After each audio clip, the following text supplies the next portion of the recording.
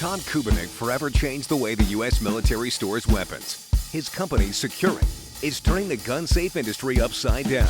Now Tom is on a mission to find other innovators, risk-takers, disruptors, and groundbreakers who are driving change and moving our industry forward. This is Agents of Change.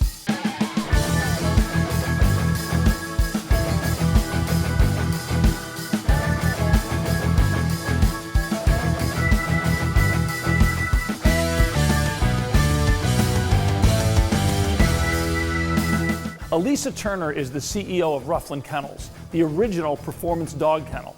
Before Ruff Land, portable kennels were low-cost, low-quality, disposable products. Ruff Land changed that. But first, humans can hear sounds up to 18 megahertz, which is the range that electronic game calls reach. Yet predators produce and hear sounds up to 60 megahertz, way beyond human hearing capability. Today, we're going to meet Gary Roberson, a renowned hunter, author, and host of the popular show Carnivore. After years of research and development, he's created Freak, the world's only full-spectrum game call. I'm just an old country boy from South Texas. You may not have a jackrabbit in New York, but it'll still call. We're here in Menard, Texas, and I've got the pleasure to sit down with Gary Roberson. He's the host of Carnivore, a very popular show, and the inventor of the Freak. I've heard a lot about it. Can you give me a brief description, what it is and how it works? Since the early 90s, I have been wanting to produce an electronic game caller that would produce ultrasonic frequencies. Okay. And it's real simple why you would want that. Every animal that's out there produces ultrasonic frequencies. In other words, those frequencies above what a human can hear. Okay. So when you were young, you could hear at about 20,000 hertz. Right. A coyote can hear to 45,000 hertz. A bobcat can hear to 64,000 hertz. A deer hears to over 40,000 hertz. Okay. All of these animals hear them, but you know, if they weren't producing those sounds, there would be no need for this product. But to date, every sound that we have recorded and tested on an oscilloscope has gone over 40,000 hertz. When did you realize that there was more going on?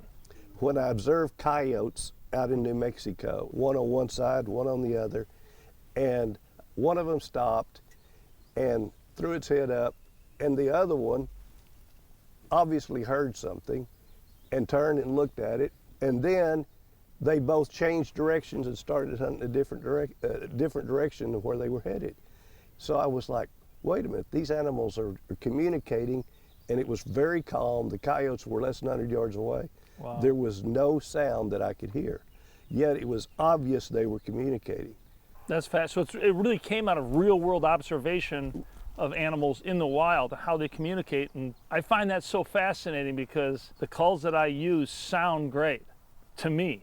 But to the animals, they had a sound completely fake, completely flat, missing half of the range. And remember I said, to date, every sound that we have recorded and tested has gone over 40,000. In fact, every single distress sound we have tested has gone over 50,000 hertz. So those are actual recorded sounds from the actual animals? From the actual animal. And of course, wow, the only way to record that sound is to record it with an ultrasonic recorder. Right. I was going to say the next piece, Max thought is your basic, the microphones we're using today, they're going to cut off at probably, I know I got a recording studio, I mean 15,000, 20,000 hertz. That's where they peak. That's where they peak, all of them. Did you create the equipment to record this, or did you have to? I found speakers in Germany that were ultrasonic. Okay. About 6 years ago, but until that time, we did not have the technology to build this product. Right. There were no ultrasonic speakers. So you knew, I was aware of. You knew the communication was happening, but technology didn't exist to actually reproduce it. Exactly. Okay. But once I found those speakers, then I was like, stop the presses. We're not going to build just another electronic call. We were going to build something that will produce those frequencies that that animal, that predator, or that deer expects to hear, because they occurred naturally. Right. Then I found out, you just don't go down the street to a Radio Shack and buy an ultrasonic recorder.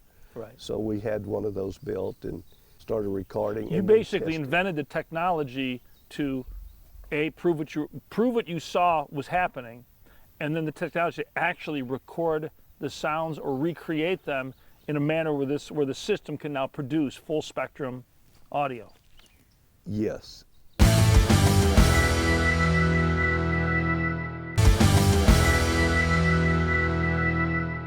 I'm just an old country boy from South Texas, but I was blessed to be able to get with people that had that ability.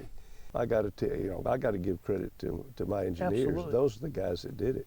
You know, I've been traveling a lot and been down south a lot and bringing people from all over. I've learned something. Whenever somebody tells me they're an old country boy, there's always more going on than I'm an old country boy. So, You know, I was thinking all we need is the ultrasonic speaker, which is this speaker on top. right.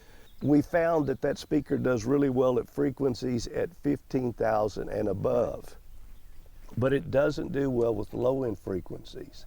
We had to build a speaker that specialized to handle the very low-end Right. frequencies, and that's what this speaker does. In creating the calls, are you synthetically creating calls? No. Or you're recording actual calls? Now, and that we're in the process of doing that even today. If we find a sound that we think is going to be good for, you know, whether it's predators or deer or waterfowl, we'll record it. So as for recording the sounds, you can't just go by microphones. You had to actually create or invent new equipment to record ultra high frequency sounds in the field. Yes, we had to basically invent, you know, the recording equipment. So walk me through, The remote will stay in the back. That's the way I carry it. The sound I like to start with is just a grown cottontail because this sound carries so far. Okay. And it sounds something like that.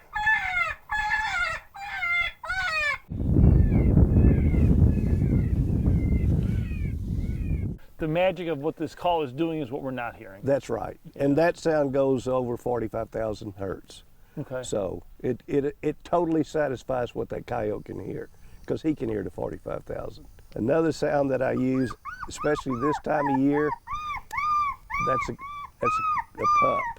Right. And a distress sound. You think that somebody's really hurt that pup? All I did was pick him up. Right. Right. I picked him up, and that pup was probably 5 or 6 days old, and he gave me that distress sound. But and the finishing sound that I use for bobcats and coyotes is this baby cottontail, the one that I told you went at such high frequencies. It went to 90,000. If there's a cat in the country or a coyote, and for some reason he hangs up on me, I go to that. He's coming. A good distress sound will work anywhere. Okay. And it goes back to what we said. You may not have a jackrabbit in New York, but it'll still call. How many calls come with the Freak? Right now, on this prototype, I have about 170. Okay. And we'll probably have a few more by the time we get it to market. Okay. But you have the ability to go up to 1,000 sounds. I tell folks, when the animal gets close to the call, even though it doesn't look like the prey that he expects, he's looking at a box.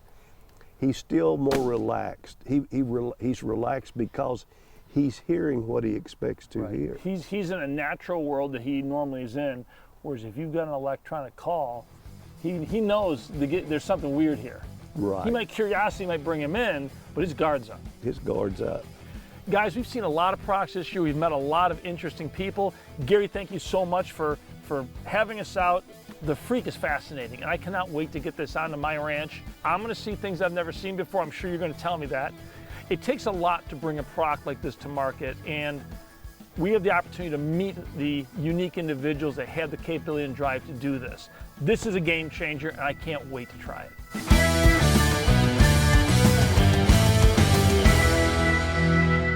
Coming up next, we're going to look at advances in dog kennels. Your dog. All right, Boone, kennel up. Good. I got that, huh? All right, we're in beautiful South Dakota today. I'm here with Elisa Turner, President and CEO of Ruff Land Performance Kennels. Now, this is the first, well, I'm going to say performance kennel that I've ever heard of.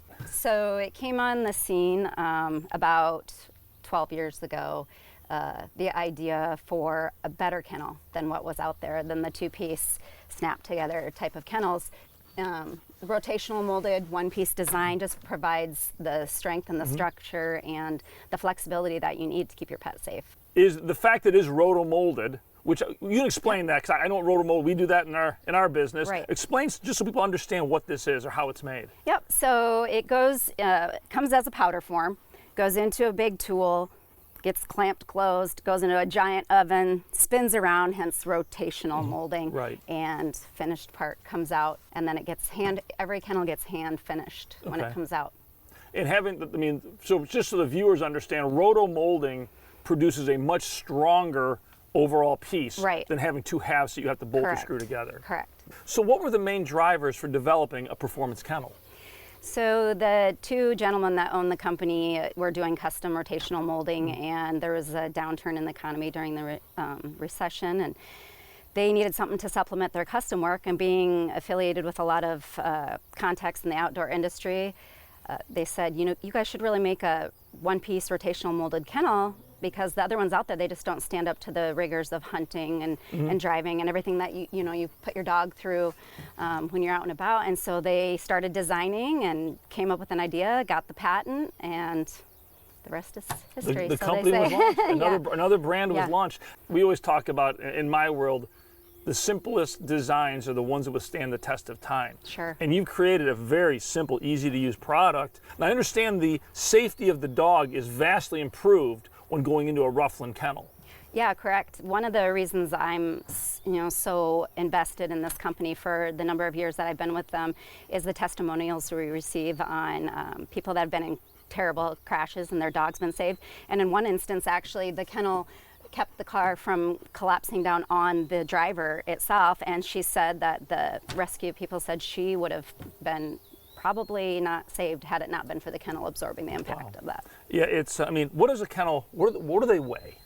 Well, actually they're super light and durable. Our heaviest kennel, our XL, only weighs 40 pounds. Right, So and this kennel right here weighs... This one is intermediate, and this one weighs about 20-ish, depending on the door configuration and everything. Yeah, so when you consider for 20 pounds, you've got something. So you've got a very lightweight kennel that is amazingly strong. The roto-mold process produces a very lightweight and very strong, in this case, a kennel. We use the same process in the military for building cases. Yeah, and that's what we found, especially with the flexibility, the give and flex when it's absorbing impact. Sponsored by Securant, the leader in military weapon storage, armory design, and customizable gun safes you could store anywhere in your house. For me personally, just at home. Like, I love, having my dog just get in the kennel when we're going to be gone for a little while, and I don't want her tearing stuff up if she gets a little bored. So that is, we got the two big labs that used to just be puppies' crates. Yes. And they would go sit right down and curl right up and go to sleep. Yep. Because the dogs they do like to be in their space. They do, and they feel safe and they feel contained. And then the other thing is that I love accessorizing and customizing, and so we were the first on the scene also with custom colors. And that has really exploded in popularity. We have purples, teals. We just came out for Memorial Day, red, white, and blue kennels. So something that, your pet is part of your family. Yeah. And so the more that you can offer that to somebody, that you're personalizing it. We have personalized nameplates.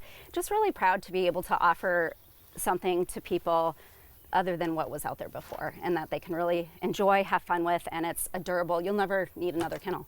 Tell me about the door, because it looks really different than doors I've seen. Right, and ours are actually, you can, sorry Booney, open from both ends, so you have that flexibility, and it just comes all the way off for ease of cleaning. Very durable door. Actually, you wouldn't think plastic was more durable than the wire crates, but dogs can get their teeth on just about anything, as you know, and they can bend and pry that wire apart. With this tighter grid pattern and with the thicker plastic, much safer and stronger door as well. You guys have really done a good job engineering this, you know, dealing with hinging doors that are fixed. Invariably, you end up in a situation packed in a truck where I wish the door went the other way, or the door's in the way. Right, and with that as well, we offer multiple door configurations. For example, this one's a front and back, so there's a rear entry. We also offer front and side, which again, going back to the whole accessibility and accidents, when somebody was in a rear end and this access was blocked, they could go to the back and get their dog out safely. Right. So you have multiple access, entry and exit points. And it also allows for good airflow, and when you're in the car, visibility. So if you have this double door, you can be seeing your pet if you turn around and look at them, but then when you go to the back hatch to let them out, you can let them out. And then with our XL, our largest, we kind of recessed that side door to the back for the larger dogs, so they don't have to go in and turn around necessarily. They can just go in and have an exit point like that if they wanted to. So, and then with that, offers extra ventilation with your door configurations. And then our pattern is unique in the fact that the bump out here keeps it from sliding right up against, say, your door or another kennel, so it keeps the airflow. Oh, so if you're against a flat surface, you still got... Correct. You still have your airflow. So and it also gives you some of the cushioning to protect the dog. Yep. That's fascinating. Yeah, and it's... I don't know this, but I'll bet having the solid punch sides like this creates a better environment for the dog in terms of just they feel a safer, better place than just a wire mesh. Yeah, and this pattern, you'll see a lot of kennels that have the slots. This pattern has been shown to, and especially with the tapering, provide better airflow. And of course we have super duper fans if you need that added air movement when you're doing agility stuff or field trial trainings, etc. So you guys actually have fans that go in these? Attached to the door. Now I read a lot of online reviews and customer comments about the product, and you've been told by a lot of people you should raise your prices. We could probably charge more for our product. It's a premium product, but I want to keep the pricing where it's affordable for everybody. I don't want somebody to make the decision between wanting a safe, durable, quality product for their pet, but they maybe can't quite afford it, and so they're going to opt for a lesser made kennel. And having this material, the whole way this thing is made, cleaning it becomes super really easy. Very easy, I bet. Yep, and our materials, food grade safe, UV stabilized. All our stuff obviously can't fit your kennel in a dishwasher, but our accessories like our water hole and everything like that, you can throw it in the dishwasher. Okay. I also saw that you guys make a lot of different accessories. Right. Our water hole, I feel, is an ingenious product. I saw this and I'm going, thing for watering for dog, but I realized the way you've designed it, you can fill it, it'll self-feed, and then just by tipping it on its back, you can drive with this. Right. The water's in it, right, and it's not going anywhere. Right. Well, we've got a beautiful warm day today. We've talked about the ventilation. How do these perform in cold weather?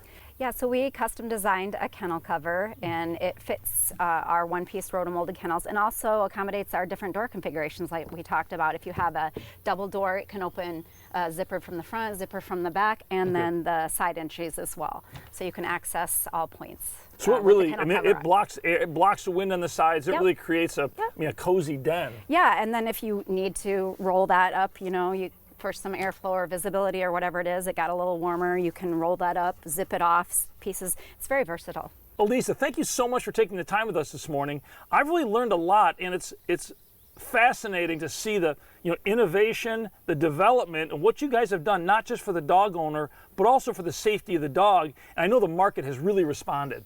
Thanks, Tom. It's been exciting to be a part of it. And more dogs ride in a Ruff Land Performance Kennel than any other kennel.